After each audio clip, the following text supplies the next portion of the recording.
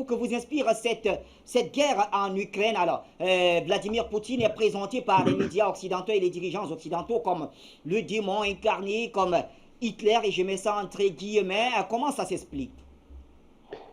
Ben, ça s'explique parce qu'on est en plein exercice de propagande, que l'Occident s'est montré ridicule, il faut utiliser les termes.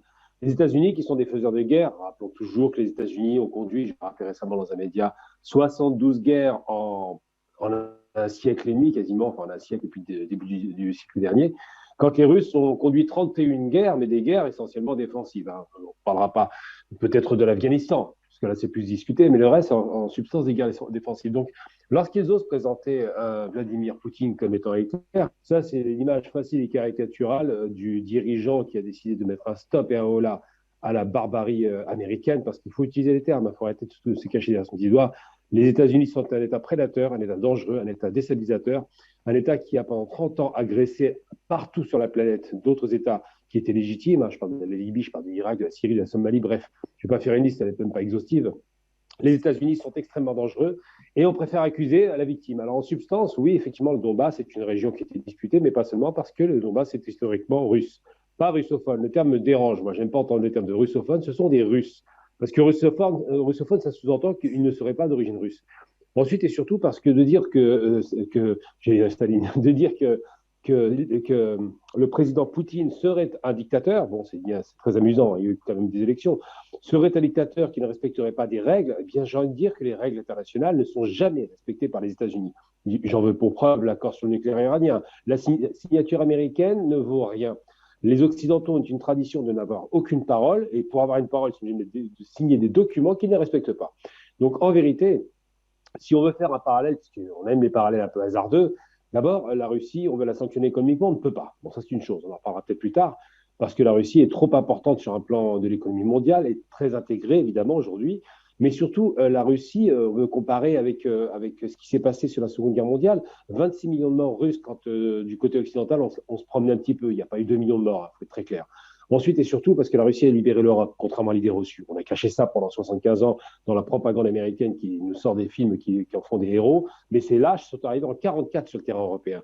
Tout comme à la Première Guerre mondiale, ils sont arrivés en 17. Il ne faut jamais oublier qu'ils sont les Américains. Ils poussent au feu, comme c'est le cas aujourd'hui, ils laissent les gens se massacrer entre eux et après ils récoltent le fruit de leur opération militaire et ils s'enrichissent encore plus que jamais.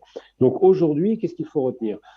Si on veut comparer, moi je vais comparer deux choses qui sont intéressantes. Je vais comparer l'Allemagne nazie, effectivement, dans une politique européenne qui a conduit à la guerre. C'est bien les Européens qui ont créé l'Allemagne nazie, c'est bien eux qui ont fait le traité de Versailles, les Français en l'occurrence, c'est bien eux qui ont retiré 15% des territoires allemands qui allaient forcément poser problème plus tard. C'est bien eux qui ont laissé, par exemple, avec les signatures de ces fameux accords de Munich, la possibilité aux Allemands de récupérer, cette fois-ci ça ne les dérangeait pas d'ailleurs bizarrement, de récupérer la Bohème, enfin en Bohème-Moravie, donc en Tchécoslovaquie, la région des Sudètes avec les Allemands qui étaient des gens de langue allemande, d'origine allemande, c'est bien eux qui ont laissé faire et qui ont provoqué la guerre. Et là, on a l'impression de voir la même chose. C'est bien un territoire, effectivement, avec une population russe qui est attaquée. N'oublions jamais qu'il est attaqué depuis 2014. On a fait un accord à Minsk en Biélorussie sous l'OSCE. Rappelons que c'est l'OSCE qui parraine l'accord. Donc, on ne parle pas de plaisantins, on parle de gens sérieux, d'institutions, organisations de sécurité en Europe qui parrainent l'accord, le paraphe et le valide, et finalement qui n'est pas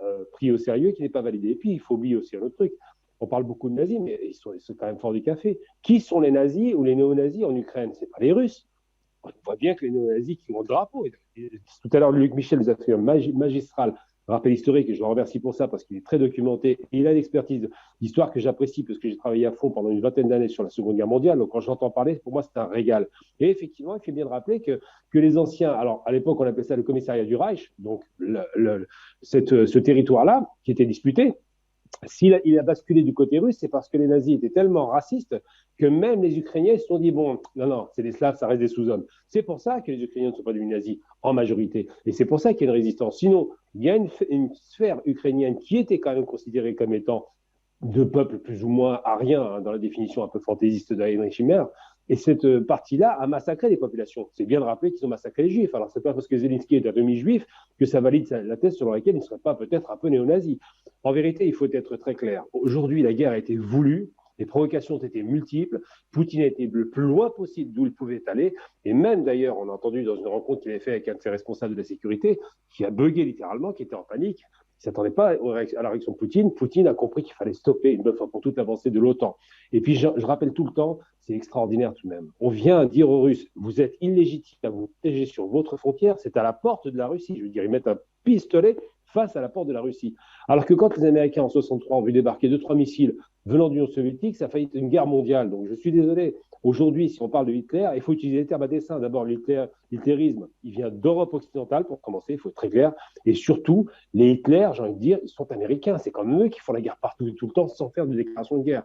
Depuis 75 ans, les Américains n'ont déclaré la guerre à personne et ont attaqué le monde entier. C'est ça, l'hitlérisme. Il a toujours attaqué les territoires pour lesquels il ne déclarait pas la guerre. Et bien les États-Unis font la même chose. Et la blitzkrieg américaine, on la connaît. C'est un contrôle mondial et une pression sur les États vassaux que sont les Occidentaux. Voilà, malheureusement. Gamal Abina, Gamal, au-delà des moyens militaires et de l'arme nucléaire brandie par Vladimir Poutine, dispose-t-il d'autres moyens de dissuasion face à la puissance de feu aussi de l'OTAN, face à la puissance, pourquoi pas, économique de l'OTAN, l'OTAN qui a quand même, qui s'est permis de prendre des sanctions économiques sur Poutine? Sanctions économiques ridicules qui n'auront aucune portée. L'OTAN, en prenant les sanctions, se fait une sanction à elle-même.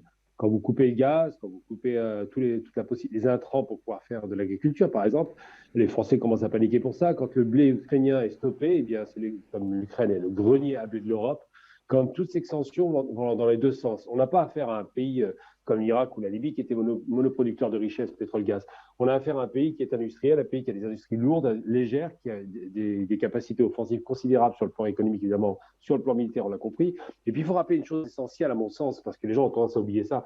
Je ne crois pas en la Troisième Guerre mondiale parce que les Américains, qui sont sans doute des va-t-en-guerre, ça on n'imagine pas une seconde autrement. Les Américains savent parfaitement ce que veut dire le mot avant-garde aujourd'hui. C'est le dernier missile russe qui n'est pas balistique, c'est une nouvelle technologie qui va de 6 000 à 30 000 km/h et qui frapperait les États-Unis en moins d'une heure. Donc, en vérité, les États-Unis n'ont aucun intérêt à une confrontation directe parce qu'ils savent très bien qu'ils seraient atomisés et Poutine a fait un discours très clair là-dessus. Par contre, effectivement, les sanctions européennes, c'est le signe évident de la part de la lâcheté de ces Européens, parce qu'il ne faut pas de lâcheté, qui étaient très va-t-en-guerre avant l'invasion et qui aujourd'hui ne sont plus du tout va-t-en-guerre, évident d'un lâchage de cette petite direction politique ukrainienne qui les a pris au sérieux. Aujourd'hui, ils les ont lâchés, ils font semblant de faire des sanctions qui ne seront pas appliquées. Par exemple, ils viennent de sanctionner quelques banques russes avec le réseau SWIFT, mais ça ne va pas bien loin. Et surtout, les Russes ont une alternative. Quand Poutine s'engage, il a l'alternative chinoise. Il a une alliance considérable en Asie. Et l'alternative chinoise, russe effectivement, iranienne, de quelques pays du Golfe, de quelques pays, de toute la région. La Russie, c'est un continent, c'est pas un petit pays, c'est un continent qui quasiment peut s'autosuffire. Chaque fois qu'ils ont sanctionné la Russie a produit ce qu'elle ne recevait plus en matière de richesse, en matière de production agricole, en matière d'industrie. C'est-à-dire que les Russes ont une capacité de création de richesse qui est considérable et ça va stimuler leur économie. Donc je ne crois pas une seconde aux sanctions. Par contre, je constate que les sanctions sont les signes, évidemment, d'un lâchage de l'Ukraine et de toute façon, cette espèce de jeu de va-t-en-guerre, et c'est bien que Luc Michel l'ait rappelé, la première agression en Europe s'est faite après la Seconde Guerre mondiale, c'était effectivement contre Belgrade. C'était les guerres du Kosovo, la guerre de Bosnie, la destruction de la Yougoslavie.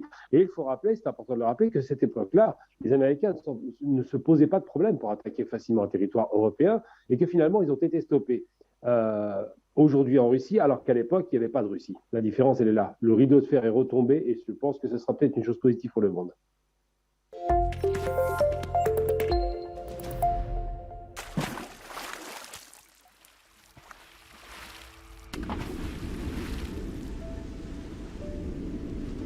Afrique Média. Le monde, c'est nous.